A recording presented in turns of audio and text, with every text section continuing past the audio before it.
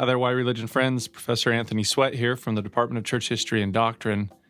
The author Mark Twain once said that you should never discuss politics and religion in polite company. And if that's true, and if you're anything like me, you might be tired of discussing politics right now anyway, particularly as we approach a presidential election that has been full of impoliteness, if I can say it that way. Supreme Court Justice, radical left. Will you shut up, man? Listen.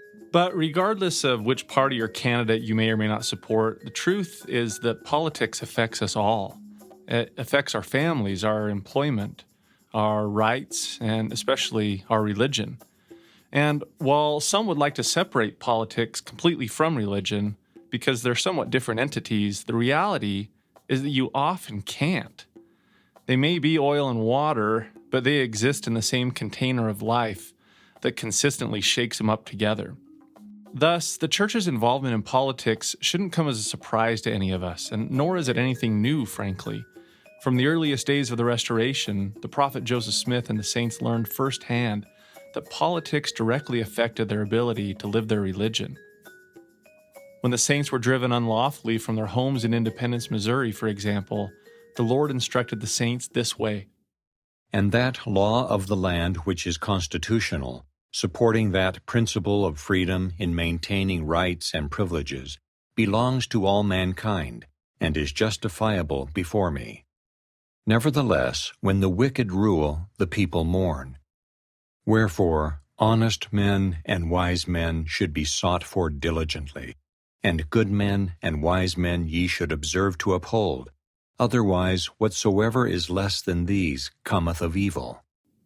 A few years after this revelation, and after the Missouri government, under the direction of Governor Lilburn Boggs, had exterminated the saints entirely from the state of Missouri, Joseph Smith actually went to Washington, D.C., and was able to sit down with U.S. President Martin Van Buren to seek redress and help for some of the exiled saints and their losses they had suffered in Missouri. President Van Buren acknowledged the wrongs that had happened to the Latter-day Saints and what they had suffered, but he felt that it was a states' rights question, not a federal government question. And he also worried that if he sided with the Latter-day Saints, he might lose some votes in Missouri. Van Buren's response both disappointed and somewhat frustrated Joseph Smith. The Latter-day Saints were seeing and experiencing firsthand the failings of American politics. In 1843, Joseph Smith said, quote, "I am the greatest advocate of the Constitution of the United States there is on earth. The only fault I find with the Constitution is that although it provides that all men shall enjoy religious freedom, yet it does not provide the manner by which that freedom can be preserved," end of quote. Just a short time later, in a January 1844 meeting with Hiram Smith and the 12 Apostles, the prophet noted how none of the leading political candidates at the time for president would pledge their support to use federal power to help the Latter-day Saints. Joseph said that he could not, in good conscience, support any of the candidates. Willard Richards, who was there in the meeting, proposed that the Latter-day Saints should have their own independent political ticket. And he proposed that Joseph Smith should be their nominee for the presidency of the United States. They put it to a vote, and the vote was unanimous. Joseph Smith, never to do anything halfway, launched a presidential campaign.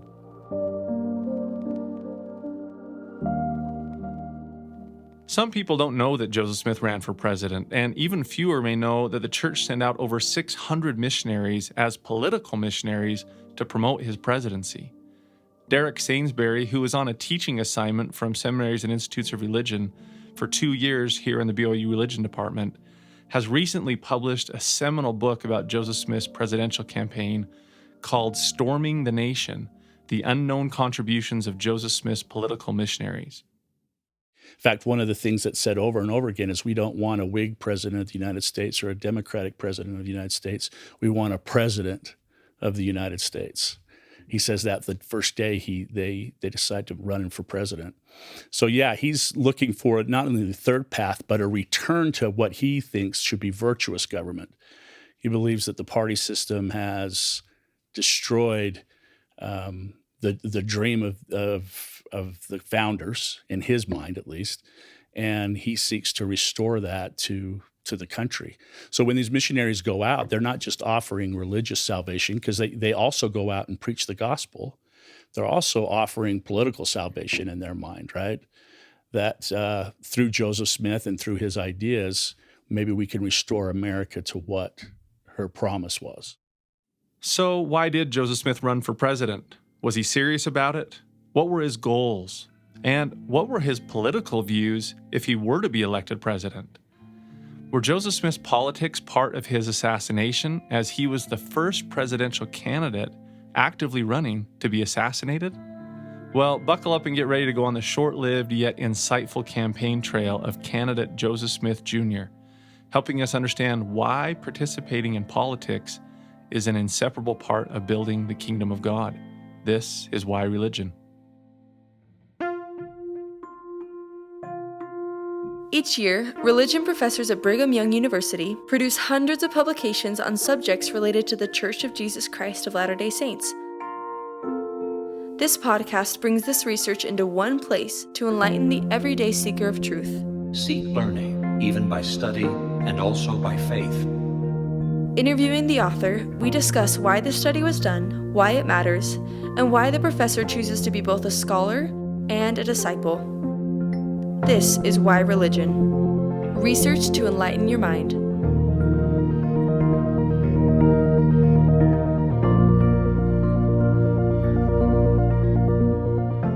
Recently, Professor Casey Griffiths from the Department of Church History and Doctrine here at BYU sat down with Derek Sainsbury to talk about his recent publication, Storming the Nation, published in 2020. In part one, Dr. Sainsbury will talk about why he did this study and why Joseph Smith ran for president, his political platform, the missionaries who campaigned for him, what role politics may have played in Joseph's assassination, what type of people should lead government, and how the missionaries who campaigned for Joseph later became a major group of influential government and church leaders out here in the Intermountain West. In part two, we will move more towards some modern application, and Dr. Sainsbury will discuss how and why we should participate in the political process, sharing an example of a Latter-day Saint woman you may have never heard of.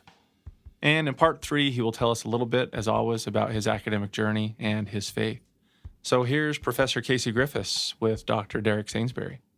This is Casey Griffiths, and we're here with Derek Sainsbury, who's written a book called Storming the Nation, The Unknown Contributions of Joseph Smith's Political Missionaries.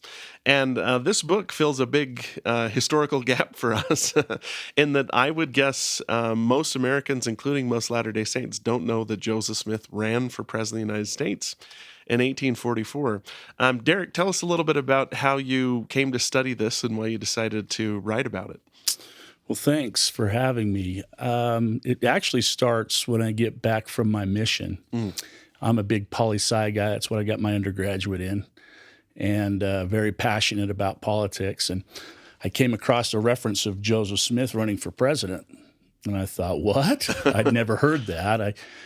Of course, as I matured, it always kind of stuck in the back of my mind. And as I matured, I looked for what I could find scholars saying about it, and there just really wasn't very much at all. Right. And what was there was mostly, it was just for show. It wasn't a big deal, kind of a thing. So when I got to starting to do my PhD, I got to a graduate seminar where I had to come up with a paper where I do my own research. And so I decided to look at the missionaries that I had seen in the history of the church that had been sent out. And it was totally too much time-consuming thing for one, and it killed me. But I started to notice some incredibly interesting patterns. And so what I did was I made that the topic of my dissertation. And that was a very long, decade-plus process for lots of reasons. But I turned that dissertation into this book, Storming the Nation. So it culminates decades of research in this book being published. Let's ask some basic questions. Like you said, a lot of times this is presented as kind of a missionary effort, and that Joseph Smith wasn't really serious about running for president. Based on your research, was he serious? Was he making a serious attempt to be elected president, or What are the circumstances that caused him to decide to run in 1844? Well, the short answer to that is, in my opinion, absolutely yes. He's serious about it. And I think the recent publishing of the Council of 50 Minutes absolutely concretizes that fact. Mm-hmm. They're talking about it all the time. In fact, Sidney Rigdon's asking if he can be the next president, in one of their conversations. So they're talking about the election. They're talking about where to send electioneers. It's absolutely a for real thing, not only in that sense, but the number of missionaries that are being sent out, right? We're talking the largest missionary force the church will have until 1905. So that can't be just we're trying to do something. It has to be for real. So as part of his drive to run for president, that he is just dissatisfied with the system. Like he's not happy with either party. And he's thinking maybe it's time for a third alternative. Absolutely. He makes that very clear in his political pamphlet that he sends out. It's very clear in the lectures, the political lectures that these missionaries are doing in different parts of the country, that they're reaching out to others too who feel disillusioned by the rise of party politics, which is fairly new. At least these kind of party politics, intense. We're talking in the 1840s, Whigs and Democrats. Like, if you're a Whig, you don't let your daughter marry a Democrat. I mean, it was a huge part of your identity. Tell us a little bit about Joseph Smith's platform. So if he gets elected president, what is he proposing to do? What did he want to do? What were his goals? So he creates this pamphlet and he makes the decision to run in late January of 1844. And within a few weeks, he has this pamphlet out called General Joseph Smith's Views on the Policies and Power of the United States Government. And it's basically an outline of all his political views, a platform. This was not done. Politicians running for president in this day did not do that. They did not put out a platform. Mostly because you'd be held to it, right? And so in fact, he gets a little bit of good reaction in the national newspapers about the fact that at least he's willing to say what he'll do. And it's actually for his time period, a pretty progressive agenda in the sense that things that he said he would like to do end up happening in the future. That's what I mean by that idea of progressive. He wanted to reduce the number of congressmen and their pay, He wanted to annex Texas, which was an independent republic at the time, wanted us to take full control of Oregon, which we were sharing with Britain, and to invite even, Mexico and Canada. If they wanted to join, let's bring the whole North American continent together. Wow, pretty ambitious. Yeah, very ambitious, even for manifest destiny, right? Which is the time saying. But also, for instance, he's the second presidential candidate to ever advocate for some kind of abolition of slavery. And he puts it in writing. And what he would do he said, was to sell federal land from the Louisiana Purchase that was still, owned by the government, and use those monies to buy or purchase the freedom of the slaves from their masters, and allow them to work as as the pamphlet says, as any other man. Mm. So that's very forward-looking at that point too, and is commented on in newspapers and such. The biggest thing, and there are lots of other little things, but the other big thing was he wanted to give the federal government, particularly the president, more power. Remember, this is the time of states' rights, where states' power eclipsed that of the federal government. The Bill of Rights actually only applied to the federal government. It didn't apply to states. Mm-hmm. And it's not until after the Civil War and the 14th Amendment that it actually applies to the states. And so that was something he was looking for, right? Because of his experiences in Missouri and Ohio and what looked like was happening in Illinois. He wanted the president to have the power to go in and stop the mob, because mob might be the government of that state, as it was in the case of Missouri. And so he puts that out there. He either puts things about banking and other issues that people are concerned about. And it really is. It has some Whig issues in it, has some Democratic issues in it, and has some issues that nobody's talking about.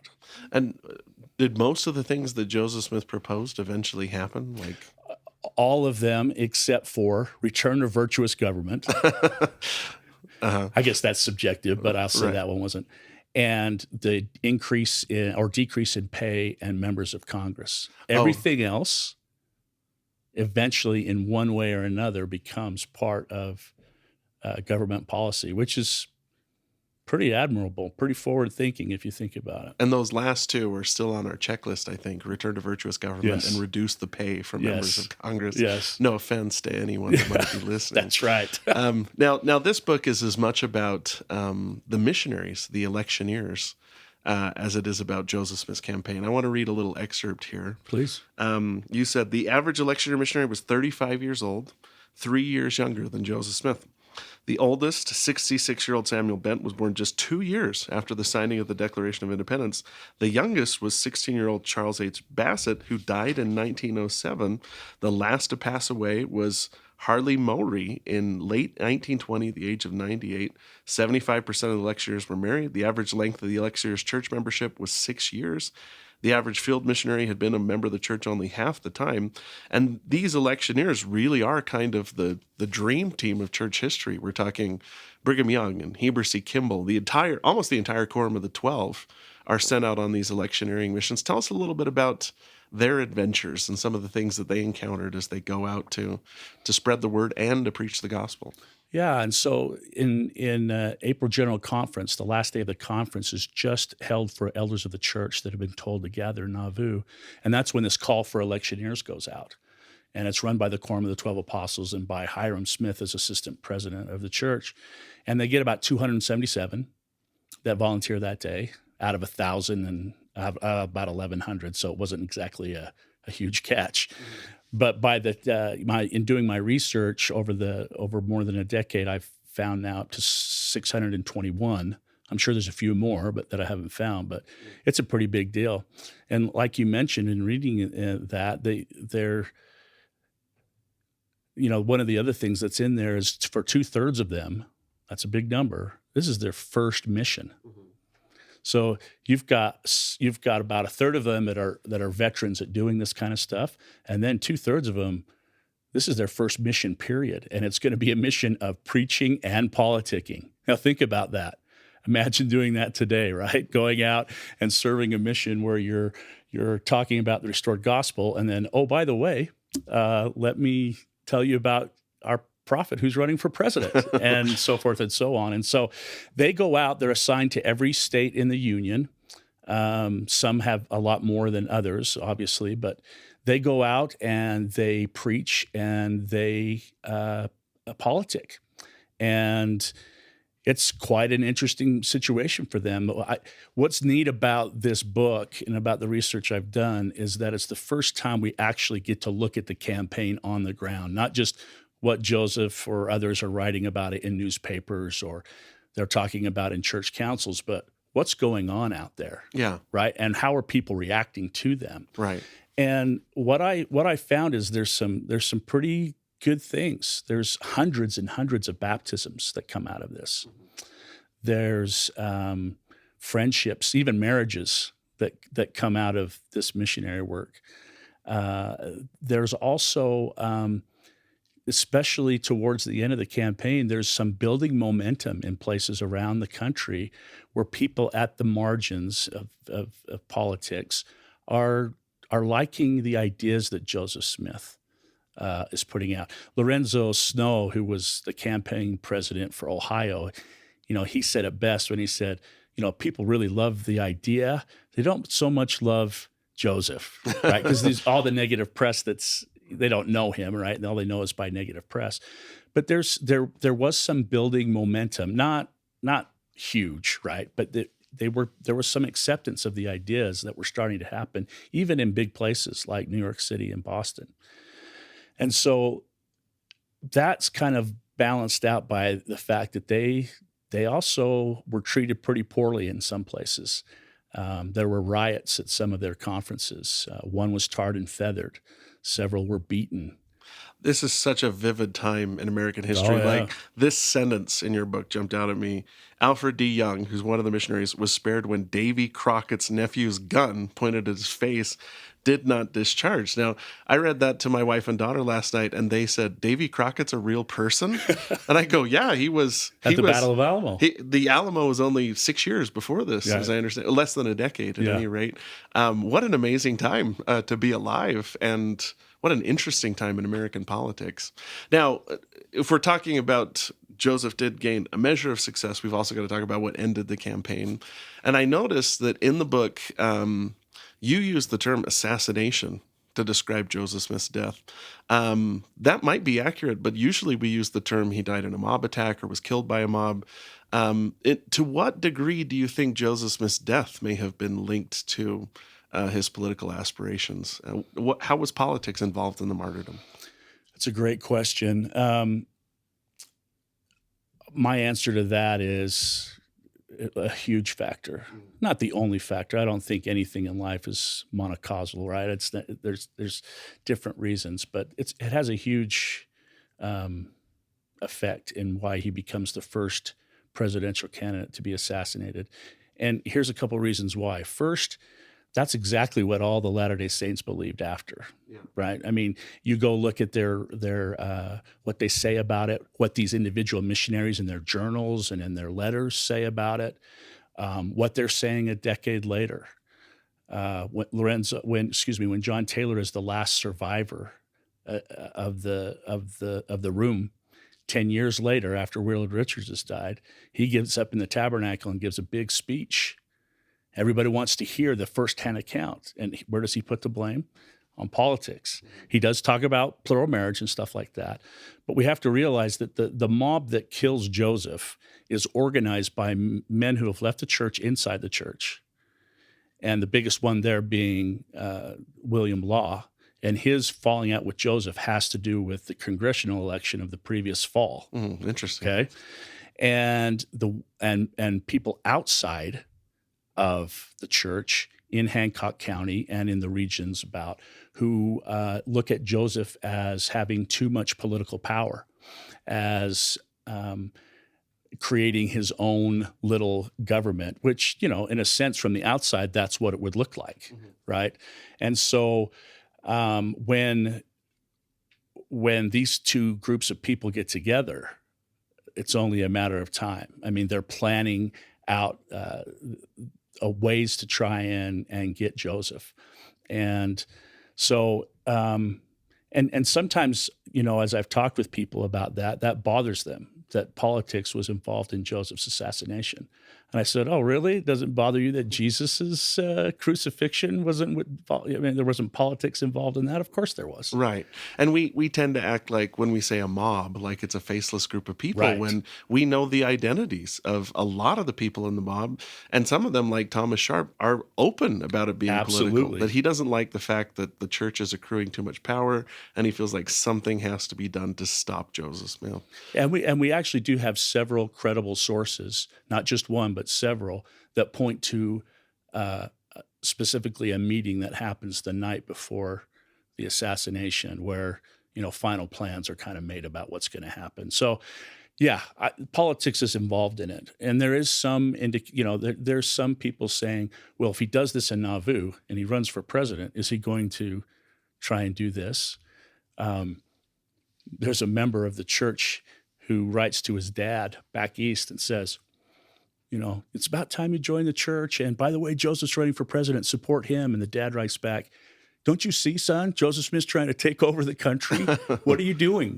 Right. And so there is some fear out there that this growing menace on the frontier could actually become a bigger deal. So obviously other events lead to his death, but politics is a very large part of it. Now, when we talk about religious control of the government, the term theocracy is thrown out a lot. members of the Council of 50 and Joseph Smith didn't use the term theocracy. They used the term theodemocracy. And that's a big theme in the book. Can you explain what theodemocracy is and how they saw it? Sure. They don't even start to use that term until the Council of 50, right? But as far back as 1838, Joseph is using a word that we don't use anymore called aristarchy. And aristarchy is the rule by good or excellent men. It's different from aristocracy, right, where you're born into it or whatever. Aristarchy is finding the best people who are wise, good, and honest to rule. And he starts to mesh that in this time in Nauvoo as they start to create a government in Nauvoo to protect the saints. He starts to mesh that with this idea that God wants to bring peace to the earth. And one of the things that he will do to do that is to create the kingdom of God on earth, and that it will be a theodemocracy. So the idea is a theodemocracy is where God calls the best or the most honest or the most wise to be leaders, and then the people assent to that decision. And that's kind of the mixing of theo and democracy, right? Now, on the outside, that doesn't look anything different than theocracy. Right. You have to be able to see the theological theme behind it to be able to get that. And it's interesting that Joseph actually introduced that idea. The first place he does it is in the Relief Society. Interesting. What's the context there? How does that come up in Relief Society? So in the spring of 1842, you have back to back. You've got the Relief Society. Joseph's publicly teaching about kings and priests, the endowment, and then an article that summer about theocracy, all back to back. So that's obviously part of his thinking that spring and summer. Now, in the Relief Society, he does it by saying God has called the elect lady, Emma, to be the head of this society, right? And she is to select her counselors, and you are to assent to that. And so the model is God chose Emma, but we'd like your sustaining vote. We'd like your approval. So it's which they're already doing on the religious side of things, right? With common consent kind of a thing. But at the same time, also part of aristarchy was the idea that as long as those people stay good, there shouldn't be term limit. They should stay in that position. So Emma should stay in that position until, she's no longer able to do it, kind of a thing. And the next part is that they're not to have a written constitution. Joseph says, don't do that like other benevolent societies do that. You will be a living constitution. In other words, as leaders, you receive revelation to be able to lead this society. And that term living constitution is going to be used again 2 years later with the actual Council of 50. So it's this idea that heavenly governance on earth includes both the rule of God, but with the assent of the people. Now, again, you put that in a pluralistic society, how does that work? Well, it didn't, obviously. At the same time, too, this theodemocracy, this idea of a kingdom of God, doesn't die with Joseph Smith. No. It goes on. In fact, I was surprised to see that your book spans several decades after Joseph Smith's death, where these ideas continue to play out in the West and in other areas. Tell us a little bit about that. Yeah. When I first started doing the research, I was basically doing a biography of all these missionaries. And I noticed, and looking at what happens to them after, wait a minute, I know these names. I know they're doing this. I know this is crazy. This is the second level of leadership all throughout Utah history. Right. And not just ecclesiastical leadership, but political, civil leadership. Right. And so as I investigated that further, kind of all came together and made perfect sense. These missionaries are out there preaching and politicking. They're advocating theodemocracy. They're advocating Joseph Smith for president. He's killed. Okay? That was awful for them. Huge, huge shared trauma moment. And that weds them not only to the idea, but but to each other and to the Quorum of the 12, who are the ones that were actually out there with them doing all of this. And so in my research, I found that over 80%, close to 85% or so, actually leave Nauvoo with Brigham, as opposed to the missionaries. Yeah, of the missionaries. Okay. Sorry, yeah. As opposed to the percentage, the best guesses we have for the number of members of the church is closer to half follow Brigham eventually, right? And I was like, wow. And then they only account for 15% of available priesthood leadership in the years 1844 to 1850. And yet they account for more than 55% of the positions given. Wow. So it's not like an obvious, oh, you went on the mission, then you need to do this. But something happens with these men, or again, remember, 2/3 of them have never even gone before, right? Right. On a mission. Something happens that weds them together to this idea, these ideas of Joseph. Joseph's measures is what Brigham Young called it. Yeah. And when they come out here to the West, they can start the world afresh, right? Putting aside the fact that they displaced Native Americans. And I mean, that's awful. But in their mind, right, they're starting the world afresh. And so they can create what they were trying to offer the United States. The United States doesn't want it. We'll build it right here. And so these men disproportionately get called to be religious leaders. And if you get called to be a religious leader, let's say you be called of the bishop of Provo, you're also going to be the mayor of Provo, right? You're going to be elected the mayor of Provo. You're going to be nominated to be the mayor, and you're going to go to the polls and you're going to vote for him. I was surprised a couple of years ago. I hiked Ensign Peak in Salt Lake. And at Ensign Peak Park, there is the flag of the United States and the flag of the state of Utah. And then there is this blue and white flag that I'd never seen before. Yeah. And I was surprised to see that flag is the flag that Brigham Young and the Vanguard Company actually raised on Ensign Peak. And it's called the Ensign of the Kingdom of God. That they weren't there celebrating America. They were, like you said, trying to build a new city on a hill for others to look towards. Absolutely. In fact, Joseph was ordering the material for that flag several days before he was killed.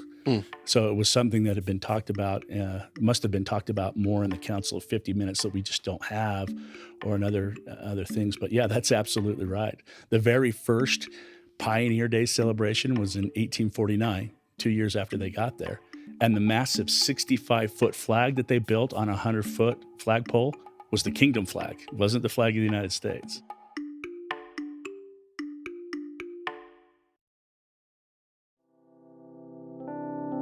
If you're interested in more peer-reviewed, high-quality gospel scholarship about Latter-day Saint history, doctrine, or practice, such as this publication, BYU's Religious Studies Center is a great place to check out. Today, I want to tell you about the 49th Annual Sidney B. Sperry Symposium. Every fall since 1973, BYU Religious Education has hosted the annual Sperry Symposium, encouraging faith-based religious scholarship on a variety of Latter-day Saint topics. This year's symposium is all centered on the profound theological revelation in Doctrine and Covenants 93, called How and What You Worship. Topics and speakers from the symposium include Jennifer Lane, J.B. Hawes, Stephen Harper, Sam Brown, Patrick Mason, Garrett Dirkmott, and Andrew Reed, among many other notable scholars. Although COVID-19 has shut down the physical conference gathering this year, the great news is that all the speakers' presentations will be made available for free virtually. Beginning October 23rd and 24th, you can go to BYU Religious Education's YouTube channel, just search BYU Religious Education, and you can listen to these fabulous presentations. Or you can just Google 2020 Sidney Sperry Symposium, and you will find a link to watch the presentations. Check it out at rsc.byu.edu to find out more. Well, you've been listening to Derek Sainsbury on his recent book publication, Storming the Nation, about Joseph Smith's presidential campaign and the missionaries who worked to try to get him elected. In part 2 of Why Religion, we like to get into why this matters for the everyday saint. What can this publication do to help inform and inspire us about loving and living the faith? So here is Brother Griffiths and Brother Sainsbury discussing these questions. And today, we're kind of used to the church proclaiming political neutrality. At the same time, too, I think it's comfortable to say that church leaders have said, even though the church is politically neutral, they don't ask church members to divorce their values from their politics.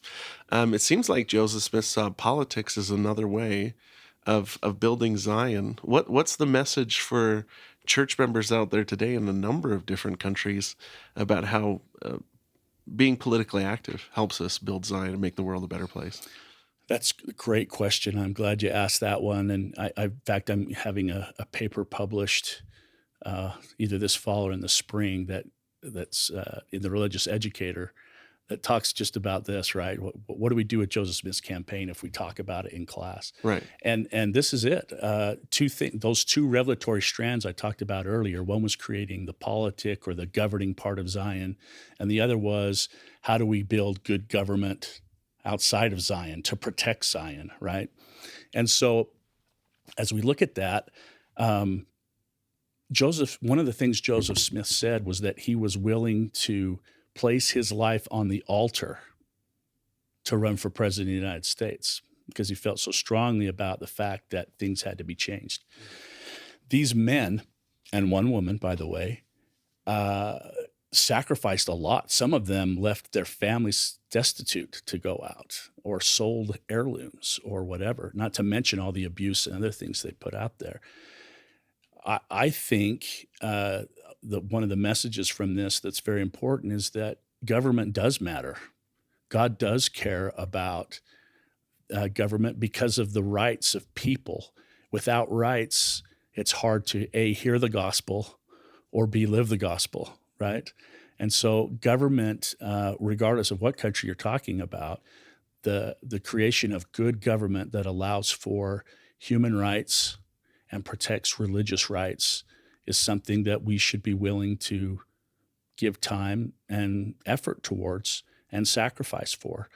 And I think, the church has been very clear about that. We won't endorse political parties. We won't endorse particular candidates, but you need to go out and vote. You need to get involved. You need to run for an office yourself if you're able to. You need to help bring about good government.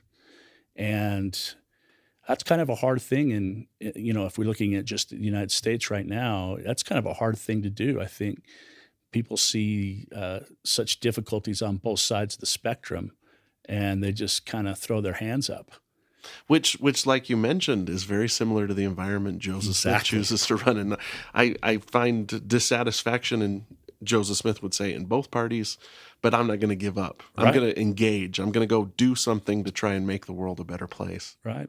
And when it's rejected, they go out and do it on their own. Now, some, rightly to some degree, will say, well, that's totally taking away people's rights and everything when they create theodemocracy out here. But it worked. There weren't very many complaints. There were some, but there weren't very many complaints. And of course, there were bad decisions and other things like that. But who gets the right to vote first? Who, as far as women, where do women are getting the right to vote and are the leaders in the national suffrage movement out here? There was a lot of good things that happened out here. And you maybe mentioned this in passing, but it's too good to pass up. You said that there was one woman. Yeah. Tell us a little bit about her. Yeah, Nancy Naomi Tracy. And she is a young mother of 4 who got ran out of town in Ohio with her husband, got ran out of Missouri. She was on her deathbed when Far West fell. Her husband was being hunted down like an animal because he'd been at the Battle of Crooked River.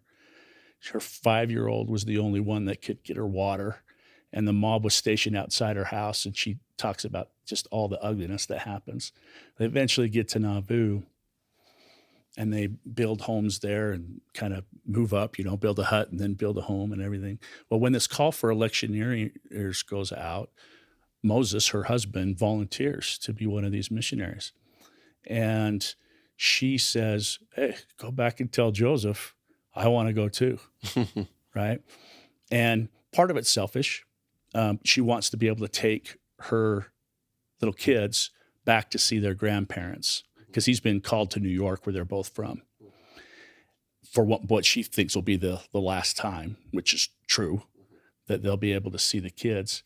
But also because she's very, very educated. She was given a contract to teach school at 17. She's very bright, much brighter than her husband. And Joseph, when Moses asks Joseph if Nancy can come, he said, the answer is yes, absolutely. She will be of great benefit to you. And in the journals, in the reminiscent accounts in the journal that she's written, she talks about it. So all four, the four little kids and the couple, they all go on this mission, and they start with their individual families, and then they start working out from that. And she preaches the gospel and politics out of Joseph Smith's political campaign to her family and friends, and starting in the wider community until they hear about Joseph's assassination. And so she's an incredible woman. I'm working on an article right now, a presentation actually on her through this whole thing as the only woman, looking at larger trends. But it was kind of a neat experience to find her in all of this. Yeah, and a great example of how a person today should operate politically. You start with your family and friends, right? And you teach them what you think is right, and then broaden the circle, and don't be afraid to share the values you think are important. Absolutely. And in fact, that's why most of them were sent to their home states, right, where they were from, for that very reason, to try and start groundswells with people that they knew.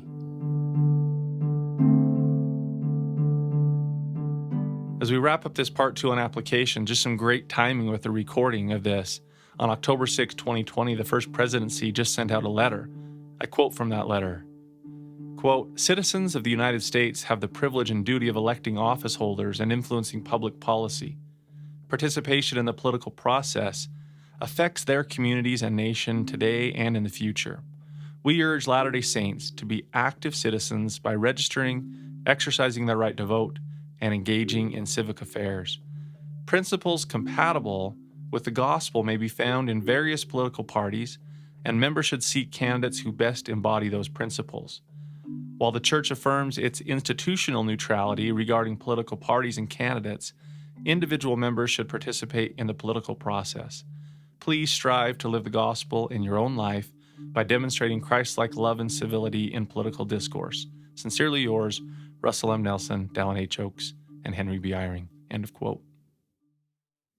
If you're interested in Derek Sainsbury's publication on storming the nation, we've included a link to it at our website at whyreligion.byu.edu.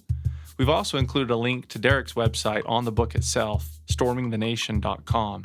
And if you're interested, since he mentioned it in the podcast, we've also included a link to the Joseph Smith Papers, where you can read Joseph Smith's views on the power and policy of government. It's a fascinating read if you want to check that out. And remember that if you want to connect with us more at Why Religion, comment and give insights on episodes you've listened to, or see some behind-the-scenes photos and get bonus material, give us a follow on Instagram at Why Religion Podcast. All right, we've arrived at our final part of Why Religion, part 3, where we like to get a little bit more personal with the interviewee and ask them about their academic and their career journey, along with their own personal faith journey, about why they choose faith and why they believe. So we wrap up this episode with Derek Sainsbury sharing a little bit about his academic and faith journey. Well, Derek, we always like to take a little bit of time and talk about your journey as a scholar. So you mentioned this was your PhD dissertation and then got turned into a book. Tell us a little bit about your experience in education and how you managed to kind of delve into these complex issues in church history and still keep your testimony strong, still see the good in the things that you were exploring. Yeah, so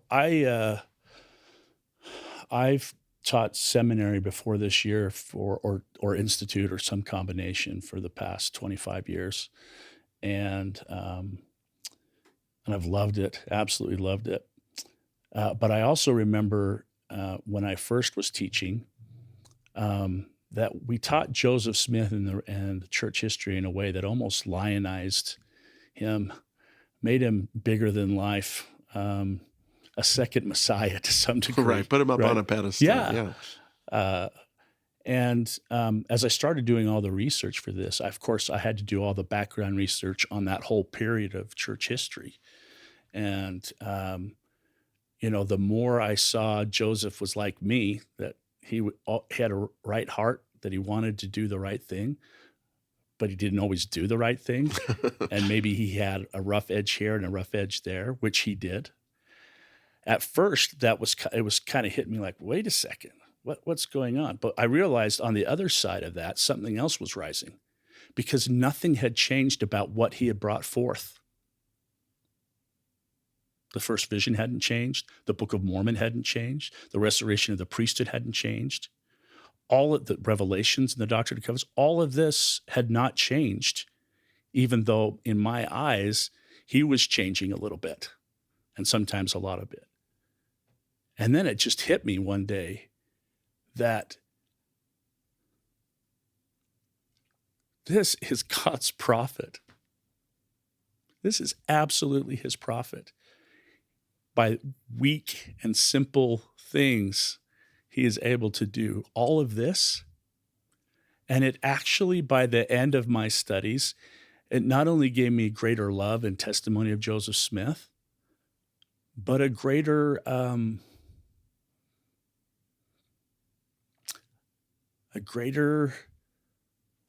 vision of what I could possibly do. If Joseph Smith, with a good heart, was able to do all of this, although he wasn't perfect, what can I do? What is God willing to do through me if I'm doing my best as well, right? And so, over the years, I've just totally grown to love Joseph. I've read so much about him. I've read so much firsthand stuff of people talking about him, and it's been able to help me actually with several experiences in my own life of difficulty, to know that God can work through imperfect people. And so I think the biggest thing for me in doing all of this and trying to be a scholar and a faithful disciple of Jesus Christ, to me, has come to realize that they're not two competing models, that it's a fake choice, just like the choice of science and faith is a fake choice that our modern world has set up. Being a disciple of Jesus Christ means, as Paul would say, to have the mind of Christ. And to have the mind of Christ requires work. It requires discipline. It requires revelation. It requires, as Joseph Smith would say if he were sitting here, counseling together with other people. And so for me, learning out of the best books, as the scriptures say, and sometimes not the best books, has allowed me to have a greater vision of God's plan, of the gift of his son, and of the mission of Joseph Smith. And, in writing this book, I would see example after example after example after example of imperfect people who believe strongly in Zion, who sacrifice sometimes almost everything over and over again.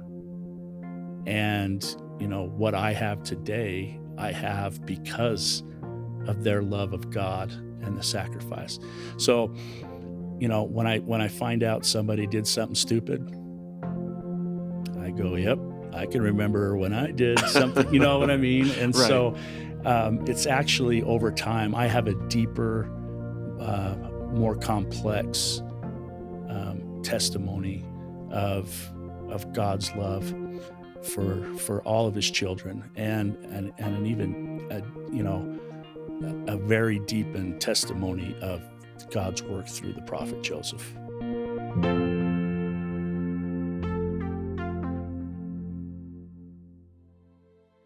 Thank you for listening to Why Religion.